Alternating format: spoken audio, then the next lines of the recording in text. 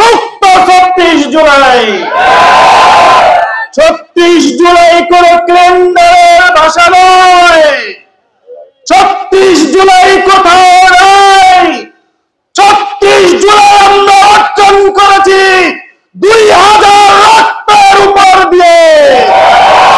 36 জুলাই আমরা অর্জন করেছি 40,000 মানুষের আহত প্রাণযুক্ত করার মাধ্যমে।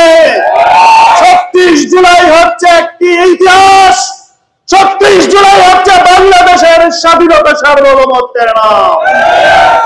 সম্মানিত উপস্থিতি, আজকের দিনে স্বৈরাচার মুক্ত করার জন্য যেই 2000 ভাই শাহাদাত বরণ করেছেন, 40,000 আহত হয়েছে, তাদের বিচার আপনারা চান কিনা? আমরা ইনকিম গভর্নমেন্টকে বলতে চাই, আমরা এই 40,000 আহত মুক্ত 2000 শহীদের রক্তের বিচার দৃশ্যমান দেখতে চাই। যে কারণে এতগুলো রক্ত নিয়ে ফ্যাসিবাদের জন্ম হয়েছিল, বাংলাদেশে যেন আর কোন ফ্যাসিবাদের জন্ম না হয়, সেই কারণে আমরা সংস্কার দেখতে চাই। বিচার, সংস্কার, এরপরে লেভেল প্লেইং ফিল্ড স্থাপন করতে হবে, তারপরে নির্বাচন। নির্বাচনের নামে কোন তামাশা বাংলাদেশের মানুষ আর দেখতে চায় না। আমরা জুলাই আন্দোলনের সময় বলেছিলাম, বুকের ভেতর অনেক ঝড়, বুক পেতেছি গুলি কর। আমরা চাঁদাবাজ দেখার জন্য নিজের বুক চাপে পেতে দেই নাই। চাঁদাবাজি দেশ বৈষম্য দেখার জন্য মুগ্ধ আবু সাইদ যুদ্ধ করে নাই। আমরা বলতে চাই, দড়ি লাগলে দড়ি দে, খুনি হাসিনাকে ফাঁসি দে। সম্মানিত উপস্থিতি, আজকে বীরগঞ্জবাসীকে বলতে চাই, ইনশাআল্লাহ বাংলাদেশ জামাত ইসলামে 5 তারিখের পর থেকে সারা দেশের মানুষকে নিরাপত্তা দেওয়ার জন্য দল, মত, ধর্ম, বর্ণ নির্বিশেষে সবার নিরাপত্তার জন্য কাজ করেছে।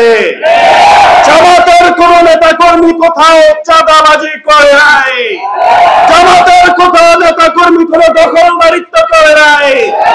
ইনশাআল্লাহ আগামী দিনে চাঁদাবাজ মুক্ত, দখলদার মুক্ত বাংলাদেশ গঠিত হবে জামাতের নেতৃত্বে।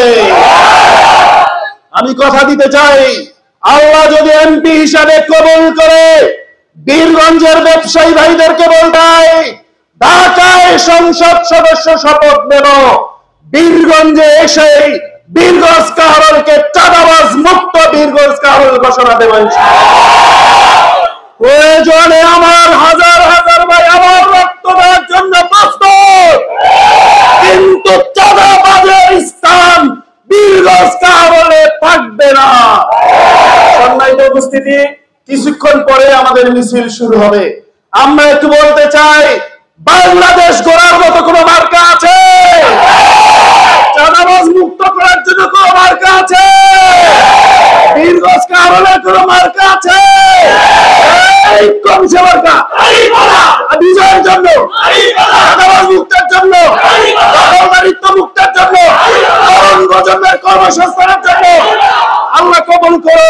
ইনশাআল্লাহ আগামী দিনে দাঁড়িপাল্লার বিজয়ের মাধ্যমে বীরগঞ্জ কাহারলের আগে জামাতের এমপি ছিল, আবার জামাতের এমপি হবে ইনশাআল্লাহ। সবাইকে ধন্যবাদ জানিয়ে আমার কথা শেষ করছি।